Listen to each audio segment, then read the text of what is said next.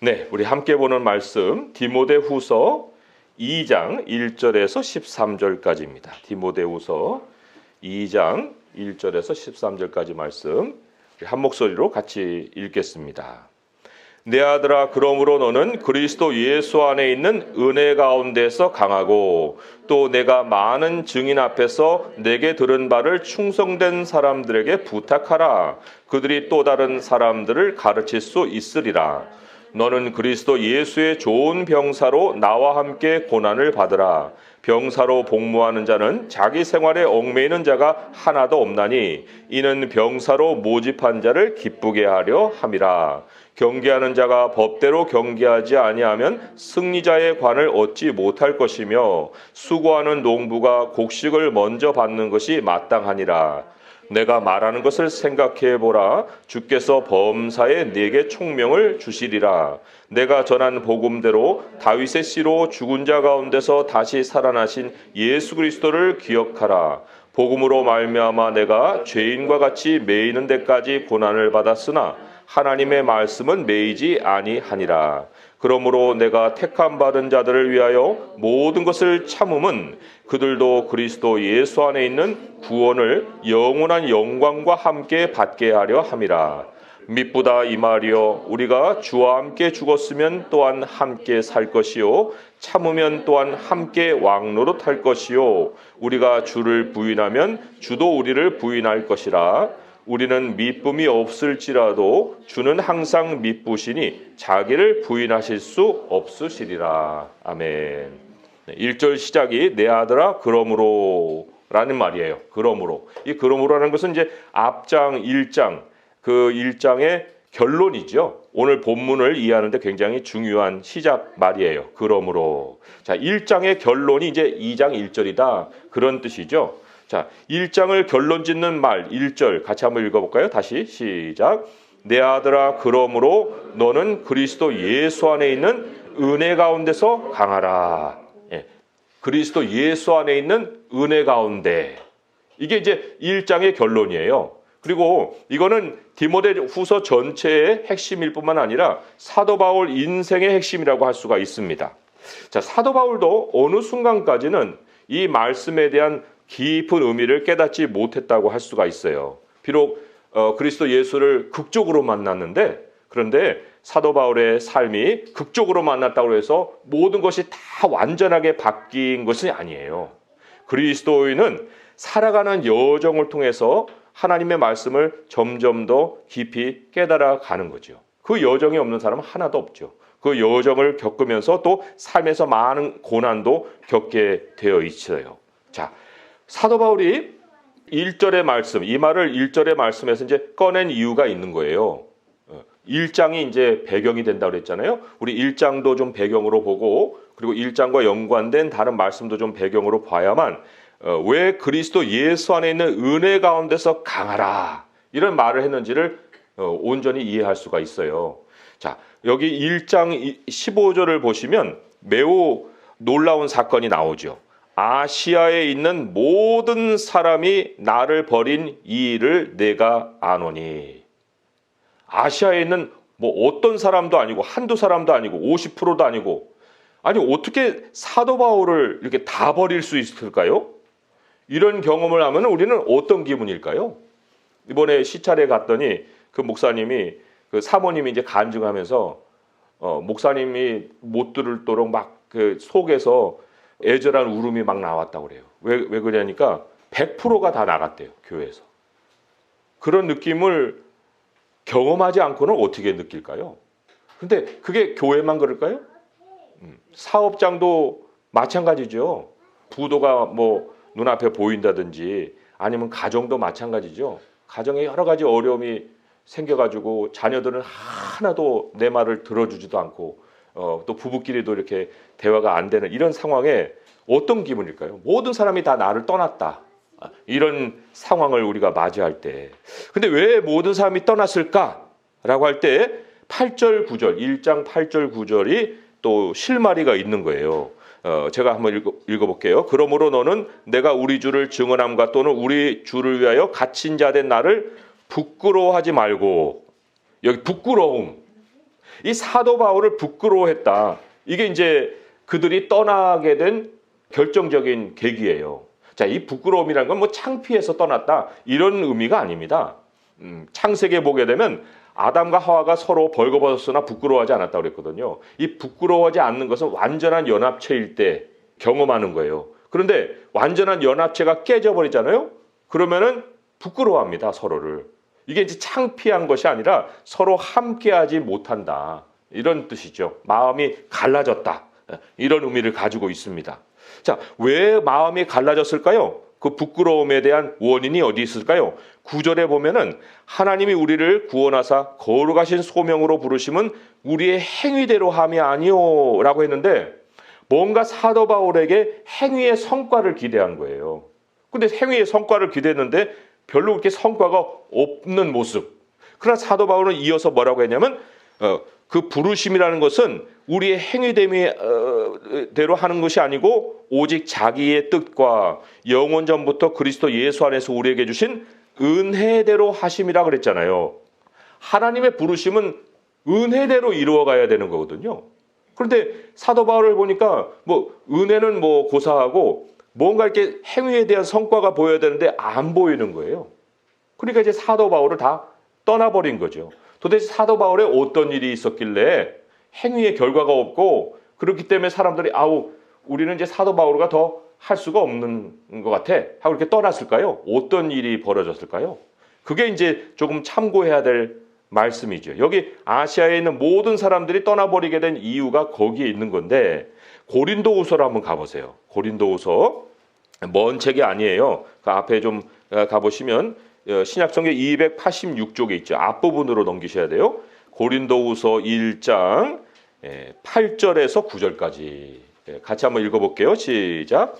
형제들아 우리가 아시아에서 당한 환난을 너희가 모르기를 원하지 아니하노니 힘에 겹도록 심한 고난을 당하여 살 소망까지 끊어지고 우리는 우리 자신이 사형 선고를 받은 줄 알았으니 이는 우리로 자기를 의지하지 말고 오직 죽은 자를 다시 살리시는 하나님만 의지하게 하심이라. 여기 어떤 사건이 구체적으로 벌어졌다 이런 거는 나오지 않아요. 하지만 우리가 여기서 확인할 수 있는 것은 너무나도 심한 고난이 닥친 거예요. 살 소망까지 끊어진 거예요. 이런 상황에 모든 사람이 다 떠났다는 거예요. 사도 바울만 남기고, 물론 사도 바울의 그 가까운 일행들은 있었겠지만 여기 우리라고 했으니까, 그러나 그 가까운 일행 몇 사람이 아닌 모든 사람은 다 아시아에 있는 사람들은 다 그를 떠났다. 그런데 여기 말씀을 좀 깊이 보면은 고린도후서 1장 9절 마지막쯤 보면은 하나님만 의지하게 하심이라 이런 말 있죠. 하나님만. 이거 떠난 사람들에게 하는 얘기가 아니고요. 지금 심한 고난을 겪고 있는 사도 바울 일행이 이 일을 겪기 이전에는 하나님만 의지해야 된다는 생각을 온전히 가지고 있지 못했다는 거예요. 그런데 이 일을 겪고 난 다음에 얻은 결론이 오직 죽은 자를 다시 살리시는 하나님만 의지해야겠구나. 이게 이제 이 사건 이후로 바울에게 마음에 확인되고 또 마음에 새겨진 진리예요. 이것이 이제 오늘 말씀에 부르심이라는 것은 하나님의 은혜로 이루는 거야 라는 말씀을 디모데에게 전해줄 수 있었다는 거죠. 이 일을 겪고 난 다음에 이제 이 디모데에게 편지를 쓸 때는 이제 한참 후의 세월이었겠지만 아시아에 있는 일을 돌아보면서 디모데에게 그 전까지 자기 사역과 그 이후의 사역의 변화를 지금 얘기를 해주고 있는 거예요. 자, 그러면 이 아시아에서 당하는 이 일이 있기 전까지 사도 바울에게 어떤 일이 있었는지 좀 잘 들어보세요. 사도 바울은 1차 전도 여행까지는 아주 승승장구하면서 설교 여행을 했습니다. 그리고 이제 2차 전도 여행을 이제 다시 계획을 하는 거예요. 1차가 잘 됐으니까. 그 2차로 이제 나갈 때 어디로 나가려고 하냐면 아시아로 가야겠다. 이렇게 이제 계획을 세운 거죠. 그리고는 이제 아시아를 향해서 이제 가려고 하는데, 그리고 실제로 아시아로도 갔어요. 근데 아시아에 딱 도착하자마자 뭐 여러 가지 이제 그 상황들 우리가 이제 이따가 연결해 보겠지만 어떤 일이 생겼는가? 사도행전으로 한번 가보세요. 이번에 또 사도행전 16장 6절에서 7절이에요. 사도행전 16장. 우리가 이 말씀은 많이 대했을 거예요. 근데 왜 그랬을까 하는 이유는 별로 그렇게 생각을 안 해본 구절일 수도 있거든요. 사도행전 16장 6절에서 7절까지 말씀 같이 한번 읽어볼게요. 시작. 성령이 아시아에서 말씀을 전하지 못하게 하시거늘 그들이 부르기아와 갈라디아 땅으로 다녀가 무시아 앞에 이르러 비두니아로 가고자 애쓰되 예수의 영이 허락하지 아니하시는지라. 왜 예수님이 아시아에서 말씀 전하지 못하게 했을까요? 왜 가는 곳마다 허락을 하지 않았을까요? 도대체 무슨 사건이 이 배후에 있었던 거예요? 그게 바로 우리가 고린도후서에서 읽었던 그 사건이에요. 사형 선고를 받은 것만큼 죽는 자리까지 가게 하신 거예요. 그러니까 자기 계획을 가지고 이제 잘 출발을 했는데 2차 전도여행의 초반부터 하나님이 딱 막으시더니 아예 거기에서 전도하는 걸 허락을 안 하시는 거예요. 그럼 우리는 이제 이 말씀을 읽으면서 기도 중에 하나님 왜 못 가게 하세요? 예수의 영이 허락을 안 하시네. 왜 허락을 안 하세요? 기도로 우리는 여기서 싸웠다고 생각하겠죠? 하지만 사건이 있었던 거예요. 여기에. 기도만 아니라 하나님이 철저히 사도 바울이 계획한 것을 꺾으셨다는 거죠. 사도 바울의 계획을 누가 꺾었어요? 하나님이 꺾으신 거예요. 아니 이거 좋은 계획 아닙니까? 복음을 전하는 계획인데. 그런데 이 2차 전도 여행 때 이게 지금 벌어진 일이거든요. 사도행전 16장의 사건이. 그러면 2차 여행 전도 시작에 어떤 일이 있었어요? 바나바가 마가 데려가자 그랬어요. 근데 마가는 1차 전도 여행 때 낙오해갖고 돌아갔거든요. 그러니까 사도 바울이 1차 전도 여행 때 우리하고 같이 따라오지던 마가를 왜 또 데려갑니까? 그래가지고 바나바하고 심하게 다퉜어요. 그래가지고 싹 갈라졌다고요. 그리고 바나바는 마가를 데리고 구브로로 가고 사울은 이제 신라를 택해갖고 아시아로 간 거예요. 이 출발부터 어긋난 거죠. 그런데 여기에 뭐가 있어요? 사도 바울의 의지가 있는 겁니다. 하나님의 부르심 뭐로 이루어야 된다고요? 하나님의 은혜로 이루어야 된다고 했잖아요. 행위로 하는 것이 아니고 하나님의 은혜대로 이루어야 되는데 전혀 은혜대로 이룬 일이 아니에요. 우리 오늘 본문으로 다시 돌아와서 9절 말씀 같이 다시 한번 읽어볼게요. 의미를 생각하면서 읽어보겠습니다. 1장 9절의 말씀 시작. 하나님이 우리를 구원하사 거룩하신 소명으로 부르심은 우리의 행위대로 하심이 아니요 오직 자기의 뜻과 영원 전부터 그리스도 예수 안에서 우리에게 주신 은혜대로 하심이라. 그리스도 예수 안에 있는 은혜대로. 이게 하나님이 영원 전부터 계획하신 거예요. 그런데 영원 전부터 계획하신 그것에 대해서는 마음에 별로 생각이 없고 사도 바울의 의지가 너무도 강해가지고 사람도 버려버리고 자기가 가고자 하는 아시아로도 행하려고 하고 그러니까 하나님이 막을 수밖에 없는 거예요. 디모데에게 지금 편지를 쓰고 있는데 디모데는 또 의지가 너무 약해요. 사도 바울은 의지가 너무 강하고 그러나 사람의 의지가 강하든 사람의 의지가 약하든 하나님이 우리에게 주시는 은혜가 선행이 되면 오히려 사람이 의지가 강해갖고 일을 밀어붙이잖아요?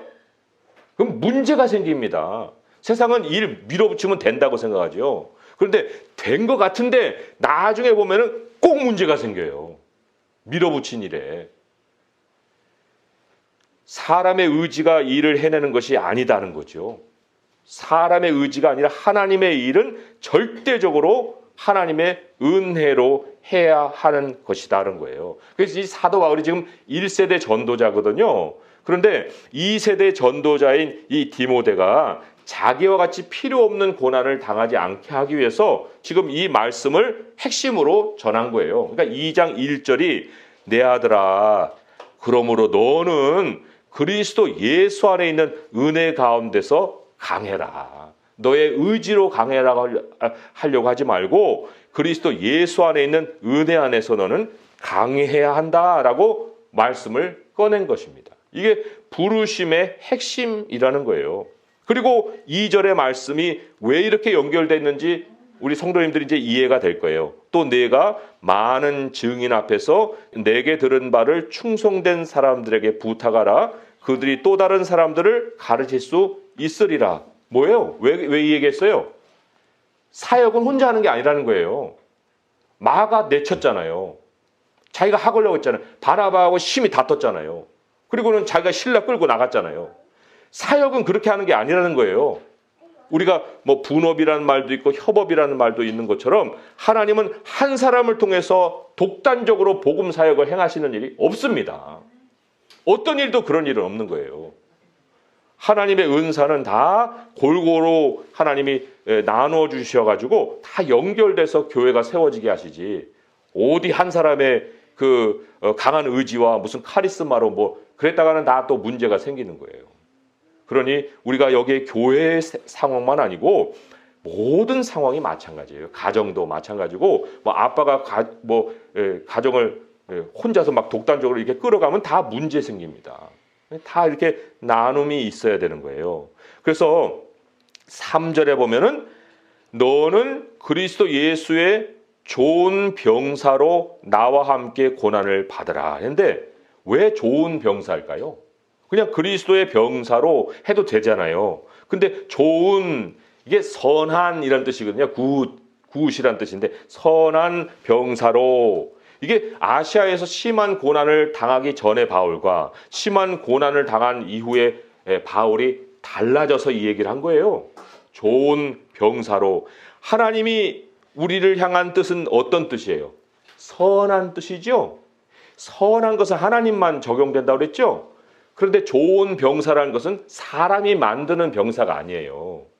하나님의 선한 뜻을 따르는 하나님의 병사를 좋은 병사라고 성경은 얘기를 하는 거예요. 하나님의 뜻에 온전히 순복하고 자기의 의지를 내려놓는 그러한 병사. 그래서 제가 초두에 뭐라고 말씀을 드렸어요? 그리스도 안에 있는 은혜를 우리가 한꺼번에 다 깨달을 수 없다고 그랬죠. 사도 바울이 극적으로 변화가 됐어도 사람은 항상 그 여정이라는 걸 통해서 변화가 된다고 했잖아요. 깊이 깨달아가는 것이 있다고 말씀을 드렸지 않습니까? 그러니까 이 좋은 병사로 나와 함께 고난을 받는 것도 과정이 있는 거예요. 자, 이 지혜를 이제 여기 굉장한 지혜를 우리에게 전달했는데, 그 전달하고 난 다음에 7절 말씀 같이 한번 읽어볼게요. 시작. 내가 말하는 것을 생각해 보라. 주께서 범사에 내게 총명을 주시리라. 이거 뭐예요? 두고두고 깨달을 수 있는 지혜다. 한꺼번에 되는 게 아니다. 라고 지금 결론적으로 이제 얘기하면서 지혜를 전달은 하되, 너 이거 계속해서 생각해 봐라. 범사에 그럼 하나님이 조금씩 깨달음을 주실 거야. 라고 말씀을 하고 있죠. 자, 그러면 좋은 병사, 그러니까 자기 의지를 내세우지 않고 하나님의 뜻에 따라서 하나님이 싸우라는 싸움을 싸우기 위해서는 세 가지 지혜가 필요하다. 하나의 지혜인데 세 가지로 이제 좀 나눠서 설명을 했다라고 볼 수가 있어요. 4절 말씀 같이 읽어볼게요. 시작. 병사로 복무하는 자는 자기 생활에 얽매이는 자가 하나도 없나니 이는 병사로 모집한 자를 기쁘게 하려 함이라. 예. 여기 요약을 하자면요, 병사의 그 지혜를 요약하자면 하나님의 백성은 자기 의지를 가지고 사는 게 아니라 하나님의 명령하신 뜻을 따라야 된다. 그거예요. 병사. 저도 요즘은 뭐 군대 시스템이 좀 달라졌는지 뭐 양말도 자기가 사서 입고 뭐 자기가 사서 많이 뭐 하는 것 같아요. 근데 옛날에는 다 나라에서 먹이고 살렸죠. 군인이 어디 뭐 가가지고 나라에서 다 먹여 살리지 자기가 밖에 가갖고 무슨 돈 벌어다가 병사하는 사람이 어디 있습니까? 그러니까 하나님의 사람으로 부름을 받은 사람은 하나님이 다 책임져 주신다는 거예요. 이거를 우리는 지혜를 가지고 생각을 해야 됩니다. 그리고 한꺼번에 이게 깨달아지지 않거든요. 그러니까 하나님은 이제 조금씩 손도 대보게 하시는 거예요. 그래, 네가 해봐. 너 해봐봐. 잘 되냐? 안 되는 걸 계속 이제 알게 하시는 거죠. 그러니까 내가 나의 계획을 가지고 자꾸 하려고 했던 것들을 이제 내려놓고 하나님의 뜻을 가르쳐 주세요. 라고 이제 묻게 되는 거죠. 자, 이게 이제 세월이 걸리면서 얻는 지혜예요. 두 번째로 5절의 말씀 시작. 경계하는 자가 법대로 경계하지 아니하면 승리자의 관을 얻지 못할 것이다. 예, 여기 법이 있어요. 아까 뭐라고 했어요? 성령이 허락을 했습니까? 안 했습니까? 허락 안 했죠? 사도 바울이 나가는 거 허락 안 했죠? 왜요? 하나님의 뜻이 그게 아니니까. 여기 법이라는 건 하나님의 뜻이거든요. 아니, 살려면 하나님의 뜻대로 살아야 되고, 뜻이라는 건 창세전에 계획된 뜻인데 그걸 어떻게 우리가 어겨요? 어길 수가 없잖아요. 그러니까 병사에 대한 지혜도 경계하는 자의 지혜와 이게 연결되는 거예요. 잘 생각해 보라고 지금 얘기하잖아요. 내가 말하는 걸 잘 생각해 봐라. 또 세 번째로 생각해 봐야 될 것이 6절의 말씀이죠. 읽어볼게요. 시작. 수고하는 농부가 곡식을 먼저 받는 것이 마땅하다. 예, 하나님의 뜻대로 살잖아요. 그럼 하나님이 그 사람에게 먼저 챙겨주시는 은혜가 있다는 거예요. 뭐 남들만 뭐 이렇게 잘 되고 나는 되는 게 없네. 되는 게 없는 게 아니고 하나님이 하나님의 뜻대로 살고자 하는 사람에게는 그 사람 남들이 모르는 그 사람에게만 먼저 챙겨주는 은혜가 있다. 먼저 받게 하신다. 은혜의 혜택이 남들에게 있는 것이 아니라 바로 내가 이 혜택자다라는 거예요. 이것도 그냥 그 즉석에서 깨달아지는 게 아니에요. 내가 말하는 것을 생각해보라. 주께서 범사에 내게 총명을 주시리라. 그러니까 이거는요, 일생 동안 지니고 살아야 될 지혜입니다. 아, 나 병사지. 내가 왜 이렇게 염려하고 있는 거야? 하늘나라에서 나를 책임지신다 하는데, 내가 지금 어디의 길을 가고 있는 거야, 지금? 이거 법대로 가는 거야? 아, 하나님이 나 먼저 챙겨주신다 그랬는데, 왜 내가 먼저 하나님부터 생각을 못하지? 왜 이렇게 염려를 하지? 먼저 하나님 나라와 의를 먼저 생각하랬는데 나는 왜 우선순위가 뒤바뀌어 있지? 이런 것들을 계속 이제 우리가 마음속에서 깨달아갈 때 하나님이 좋은 병사로 고난도 이겨내는 삶을 살게 하여 주신다는 거예요. 이게 바로 예수님이 살아가신 공생애다라는 게 8절의 말씀이죠. 8절 읽어볼게요. 시작.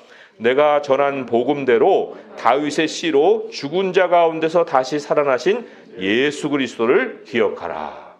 이게 예수님이 평생 지니고 사셨던 지혜이기 때문에 예수님을 기억하라라는 말로다가 이 지혜를 마무리한 거예요. 자, 그런데 여기까지가 아니고요. 뒤에 세 번에 걸쳐서 굉장히 강조한 단어가 있습니다. 뭐예요? 10절에 보게 되면 모든 것을 참음은, 이런 말이 나오죠. 내가 택함 받은 자를 위하여 모든 것은 참음은. 또 11절에는 우리가 주와 함께 죽었으면, 또 12절에 보면 참으면 또한 함께 왕노를 할 것이요. 참고 죽고 참고, 이 말 왜 해요? 참고 죽고 참고. 사도 바울의 2차 전도여행 이전까지의 모습이 지금 우리 머릿속에 남아있다면 이 말 왜 했는지 알게 되죠. 네. 심히 다툰 바다마와 심히 다툰 일, 아시아로 막 고집을 부리면서 가려고 했던 그 자신의 모습, 마가를 내치고, 그런데 하나님이 심한 고난을 사형 선고 받은 것 같은 그 순간까지 몰고 가신 하나님. 거기에서 이 사도 바울이 결론적으로 알게 된 건, 야, 참아야겠구나. 아, 내가 죽었구나. 아, 내가 참으면 왕노릇 하는구나. 그러니까 이것은 하나님의 지혜가 온전히 그 마음속에서 가득하게 역사를 할 때 이제 우리 안에서 결론적으로 도달을 하는 거예요. 아, 이거구나. 오늘 말씀의 이제 결론으로 제가 9절을 읽어드릴게요. 9절의 말씀 잘 들어보세요. 복음으로 말미암아 내가 죄인과 같이 매이는 데까지 고난을 받았으나 하나님의 말씀은 매이지 아니하니라. 하나님의 말씀은 매이지 아니하니라. 우리가 나서면 매이는 일이 다반사로 일어납니다. 그러나 우리가 아무리 고난 중에 있을지라도 하나님의 말씀을 우리가 앞세우게 되면 우리의 삶에 진보가 있어요. 삶의 주인공은 내가 아니고 하나님의 말씀입니다. 하나님의 말씀이 이렇게 하라 하고 명령하실 때 그 명령을 따라가게 되면 고난이 있을지라도 반드시 열매가 있습니다. 하지만 그렇지 아니할 때는 고난만 우리가 심하게 겪고 결국은 돌아오는 것이 뭐예요? 주님만 의지해야 된다라는 생각이라 하는 거죠. 그래서 오늘 말씀을 맺으면서 우리 모두도 예수 그리스도 안에 있는 은혜 가운데서 당하자. 하나님의 은혜가 삶의 시작이고 마무리다라는 마음으로 우리 하나님께 믿음의 결심할 수 있는 성도 될 수 있기를 주님의 이름으로 축원드립니다. 기도하겠습니다. 하나님 아버지, 사람이 많은 것을 사람들 앞에 내보이고 자랑하며 또 화려한 인생을 살아가는 것이 우리가 성공하는 삶이 아닙니다. 그것들은 다 무너지고 또 황폐해질 수밖에 없는데 우리가 처음에 출발에서부터 주님의 은혜로 시작을 하면 하나님의 말씀이 주인공이 되어 우리의 삶을 이끌어 가시는 줄 믿습니다. 아버지여, 우리의 의지가 강합니까? 우리의 고집을 꺾지 못하는 그러한 내 자신도 그걸 꺾지 않으려고 하고 다른 사람들도 나를 힘들게 생각하고 있습니까? 주님, 이러한 모습들이 있으면 이제 오늘 말씀으로 돌아와서 하나님 정말 주님 앞에 엎드리게 하여 주옵소서. 우리에게 평생의 지혜를 주셨사오니 아버지, 우리는 우리 명령자이신 주님의 뜻을 따르는 병사가 되게 하시고 또 성령의 허락함의 그 법을 따르는 경주자가 되게 하시고 또 먼저 주님이 혜택을 우리에게 주신다 하셨사오니 먼저 하나님의 나라와 의를 구하며 살아갈 수 있게 하시옵고 아버지, 이것을 늘 범사에 생각하고 지혜를 얻어서 하나님께서 정말 우리를 충만하게 은혜로 채워가시는 그 삶을 누리며 살아갈 수 있게 인도하여 주옵소서. 우리 주 예수 그리스도의 이름으로 감사하며 기도합니다. 아멘.